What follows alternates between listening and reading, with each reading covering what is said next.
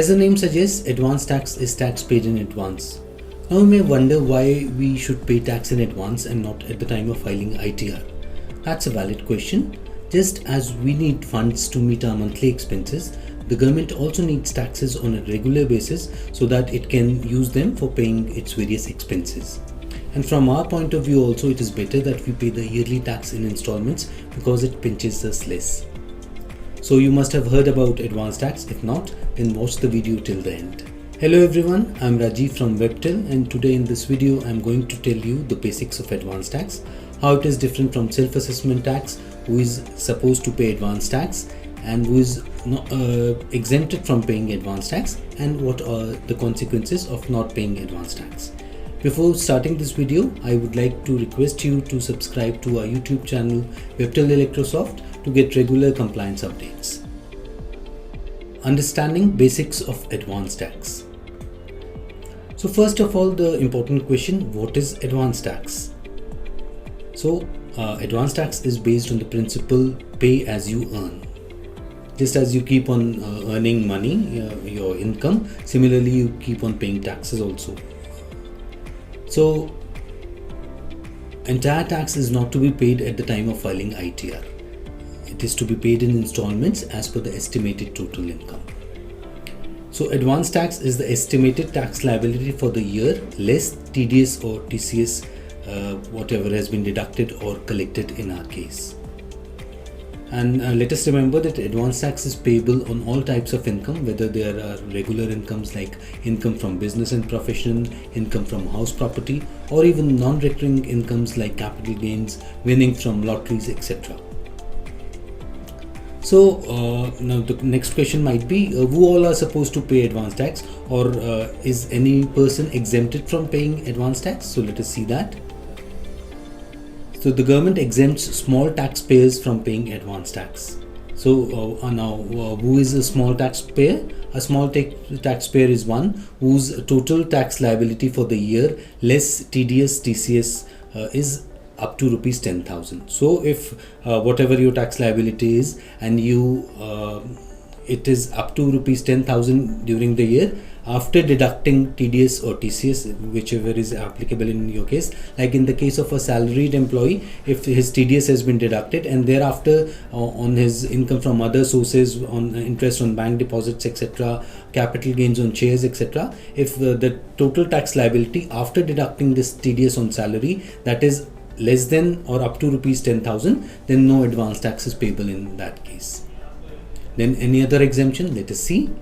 Even in the case of senior citizens, that is persons or taxpayers whose age is 60 years or more, they are also not supposed to pay any advance tax irrespective of their income. Their income may be in lakhs or crores of rupees, but no advance tax is to be paid in their case. But there is a small caveat that this benefit is available to them only if they do not have any business income or professional income. So if they have just income from house property, income from capital gains, income from fixed deposits, etc., then irrespective of the level of income, they are not supposed to pay any advance tax. They can pay the entire tax at the time of filing the ITR. Now another important question is how advance tax is different from self-assessment tax. So let us see that. The major difference is the timing of deposit. Advance tax is the tax paid during the financial year from 1st of April to 31st of March, whereas self-assessment tax is income tax paid after end of the financial year. So, and if there's any similarity between the two, yes, both can be paid multiple times. Let's take a case study or an example.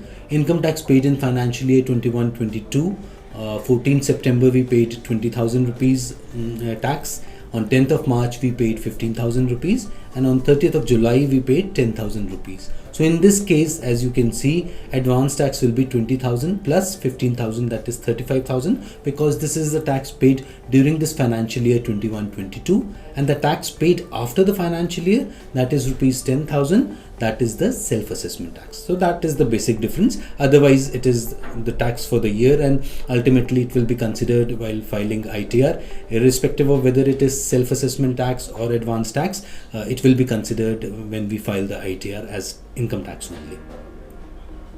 So what are the due dates of advance tax? Let us see that. Basically, we have to pay advance tax every quarter by 15th of the June, 15th of September, 15th of December, and 15th of March. And what is the quantum or the percentage which is to be paid? That is, in the first installment it is 15% of the advance tax. In the second installment it is 45% of the advance tax. Total amount of 45% is to be paid, and any amount that you had paid earlier, that can be reduced, and the balance amount has to be deposited. Similarly, in the third installment we have to pay up to 75% of advance tax. So if any amount had been paid earlier, that can be reduced, and if you have not paid the first and second installments, in that case you have to deposit 75% of advance tax in the third installment, and balance whatever amount remains. 100% of advance tax, if you not paid in installments, then 100% of advance tax is to be paid by 15th of March, and you have deposited in some amount in the other installments, then that can be reduced.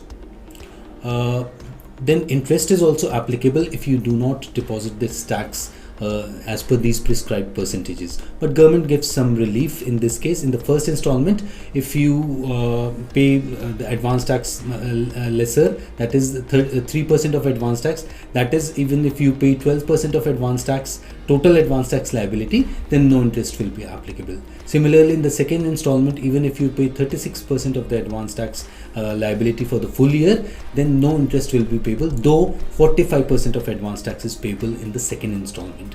But in the third and the fourth installments, there is no relief. You have to deposit 75% of the advance tax or 100% of the advance tax, as the case may be. And it is important that we pay the advance tax by due dates. Even delay of 1 day may result in interest liability of up to 3 months. So please remember to pay advance tax in time. And there's a specific case of individuals or professionals or other taxpayers who are involved in a business or profession and who opt for presumptive scheme of taxation. They are not required to pay any advance tax. They can pay 100% of advance tax in the last installment, that is by 15th of March. Then what is the consequence if we do not deposit advance tax by the due dates? Let us see. Interest is applicable on the shortfall in advance tax, and interest at the rate of 1% per month is payable if there is shortfall in payment of advance tax. So if 10,000 rupees is due in the first installment but you are depositing only 5,000 rupees, then on the shortfall you will have to pay 1% per month for 3 months. Then there are two types of interest which will be applicable in the case of advance tax. One is payable under section 234C, which is interest for shortfall during the year. If you are paying installments of advance tax during the year, and if you pay short advance tax as per which is applicable, in that case interest under section 234C will be levied for interest on shortfall during the financial year. Whereas section 234B, it will start from end of the financial year till filing of the ITR. If there is any shortfall during that period, then interest will have to be paid under section 234B. And let us also remember that if we are supposed to pay the fourth installment of advance tax by 15th of March, but if we fail to do that, we can even pay the installment by 31st of March. So even if we pay advance tax from 16th of March to 31st of March, that is also treated as advance tax for the purposes of section 234B. Detailed discussion about interest on advance tax under section 234B and C will be covered in one of our subsequent videos. So subscribe to our YouTube channel and stay tuned. Now let us see how we can calculate advance tax from Webtel software, the e-returns filing software. Here there's an option in the menu, and when we select it and select the relevant financial year, in that case the various installments are appearing as you can see on the screen. And in the various heads of income we can put in the amounts, like in the case of salary, let us put the amount, and if there's any other head of income we can put in there. Otherwise in deductions we can put the relevant amount, and the taxable income will taxable income has come, and advance tax including surcharge and education cess will come. And any TDS, TCS, if it is there, we can put some amount here. that will be reduced from this liability of advance tax, and the balance amount, that is 53,320 in this case, that is the total advance tax liability for the year. And in the first installment which we have selected, the amount payable is 15%, which is coming to around 8,000 rupees after rounding off. So this is for the first installment,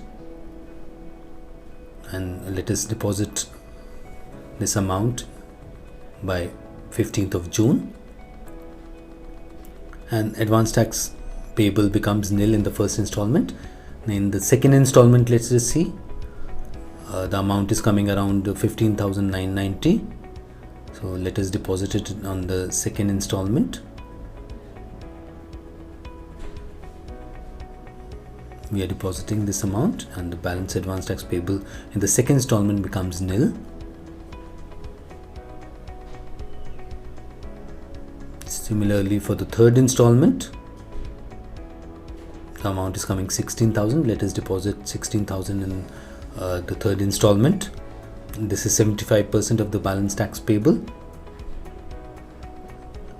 And now in the final installment, the balance amount will have to be deposited, that is 13,330. We will deposit this amount in the fourth installment, and this calculates amounts to 53,320, which is the total amount of advance tax payable for the year.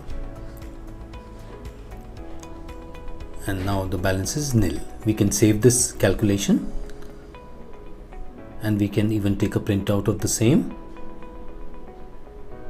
like this, and side by side the previous year calculation can also come if it has been punched, so that we can know if there is any variation, major variation, if there is any mistake or anything.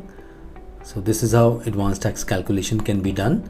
And also we have this online utility in Webtel software whereby we can pay this advance tax also, very convenient. We can put in all these details will come automatically. Here we have to select whether it is advance tax or self-assessment tax. We will select the name of the bank, and then select the relevant browser, Chrome or Internet Explorer, and then proceed, and it will take us to the banking website. It will ask you to confirm whether the type of tax and year is correct or not, and thereafter it will take you to the banking site, and from there you can make the payment of the advance tax. So this is how it is very simple and convenient. Otherwise, when we do it directly from the NSDL website, there we find many problems are there, and all this data is to be filled manually. So that is a problem, and that takes a lot of time, and particularly when you are doing the work for a lot of assessees of yours, then it is convenient.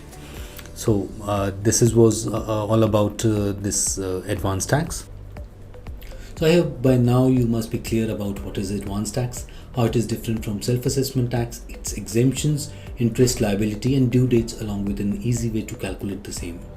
If you want to know more about Webtel software, which I just used to calculate advance tax, then visit the link mentioned in the description below, and let us know in the comment section if you have any doubts about the same. Give us a thumbs up and subscribe to our YouTube channel if you found this video helpful.